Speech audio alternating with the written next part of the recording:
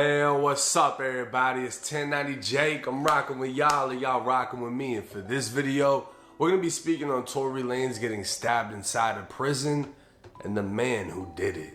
May 12th, 2025, located north of Los Angeles lies the California Correctional Institution in Tehachapi, California. In 2021, the prison closed its minimum custody facility, meaning its 2,600 inmates were level 3 or level 4.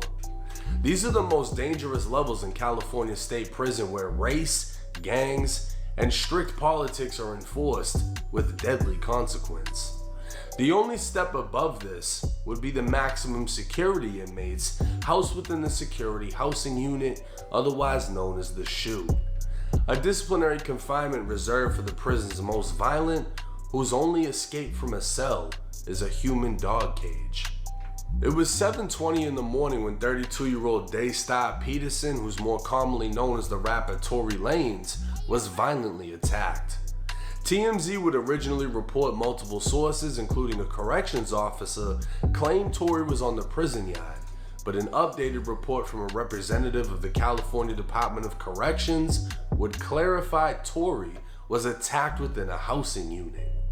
Prison staff rushed into the unit administering first aid while quickly determining Tory suffered life-threatening injuries, forcing them to call 911. Video would emerge of who's believed to be Tory Lanez landing in a life flight helicopter at Kern Medical Center in Bakersfield, California, an hour-long drive from the prison. With that distance, a helicopter was the only form of transportation able to move him fast enough to save his life.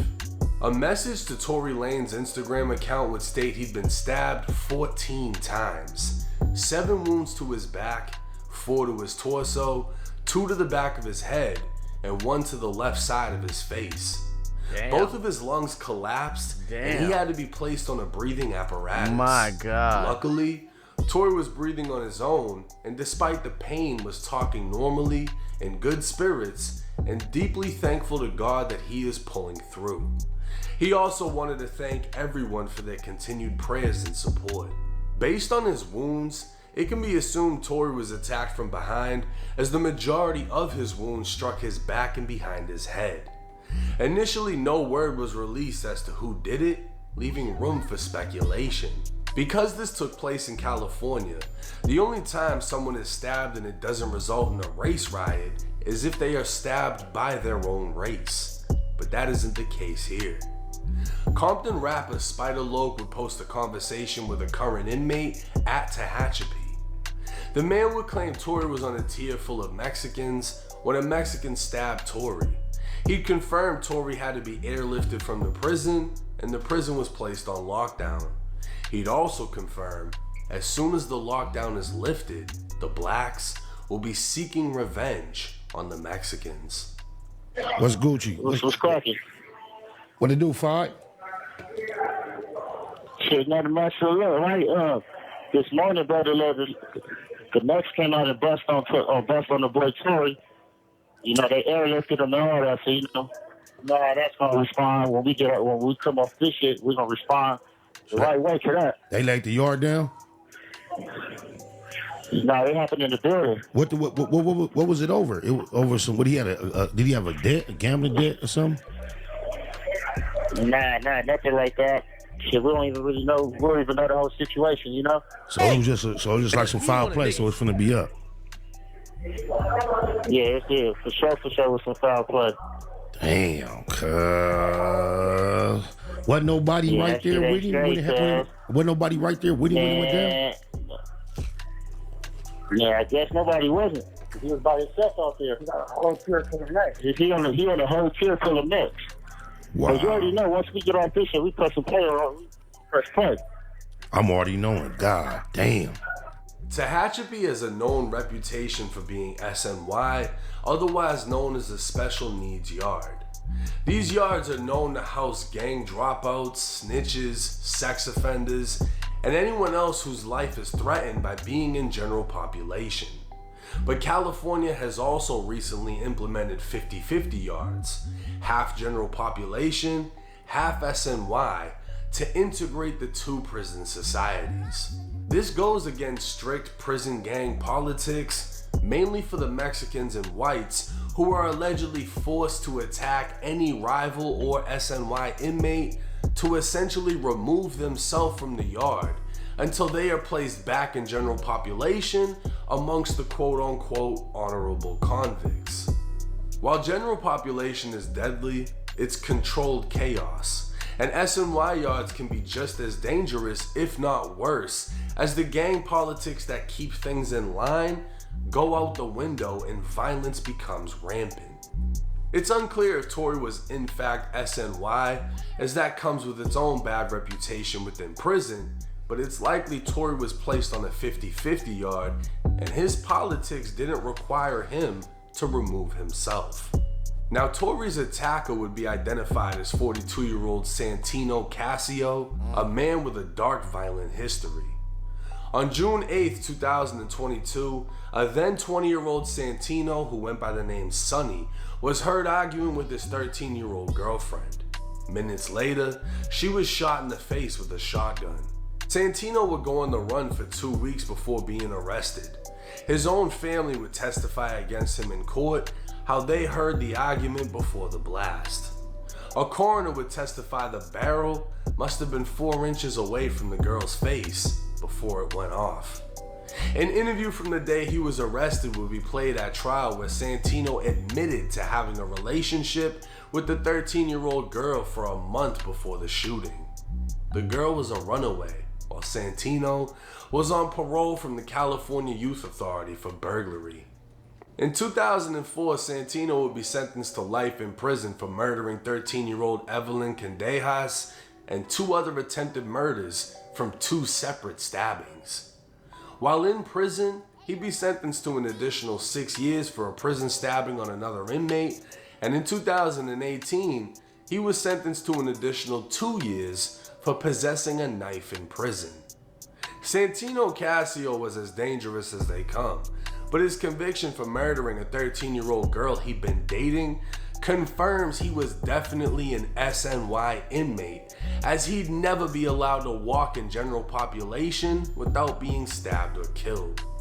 Why he chose to attack Tory Lanez is unknown, but his conviction for murdering a 13-year-old girl he'd been dating confirms he was definitely an SNY inmate, as he'd never be allowed to walk in general population without being stabbed or killed.